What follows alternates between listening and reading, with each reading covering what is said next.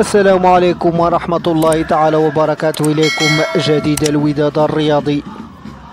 قرر اللاعب أسامة الزمراوي الوفد الجديد على نادي الوداد الرياضي لكرة القدم ترك المعسكر التدريبي الذي يخوضه حاليا الفريق الأحمر بمدينة الجديدة في سيناريو أغضب المكتب المديري للفريق ومعه الطاقم التقني بقيادة المدرب التونسي فوزي البنزرتي، هذا الأخير الذي لم يتقبل التصرف الذي قام به اللاعب المذكور سلفا، واعتبره بالغير المسؤول بغض النظر عن السبب.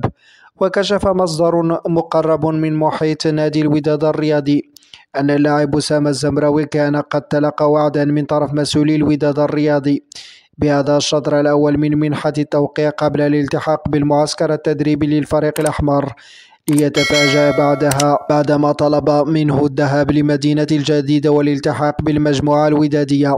وأفادت مصادر صحفية أنه ليس هناك عقد ثلاثي بين نادي الوداد الرياضي وشباب المحمدية واللاعب أسامة الزمراوي، بل يوجد اتفاق بين الفريقين فقط، لأن اللاعب المذكور سلفا لا زال ينتظر مستحقاته المالية العالقة في ذمة الفريق المحمدي، ويرفض التوقيع في صفوف فريقه الجديد لغاية إنهاء مشاكله المادية مع فريقه الحالي، مبرزا أن بعض الوكلاء استغلوا الفرصة واقترحوا الزمراوي على محمد بودريقة من أجل الدخول على الخط والتوقيع له في صفوف نادي الرجاء الرياضي خلال الميركاتو الشتوي الجاري.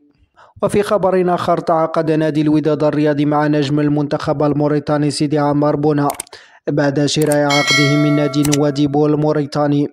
وجاء تعاقد نادي الوداد الرياضي مع المهاجم سيدي عمار بونا بعد الأداء الرائع الذي قدمه اللاعب في كأس أفريقيا ومساهمته الكبيرة في وصول منتخب المرابطون إلى دور الثمن نهائي.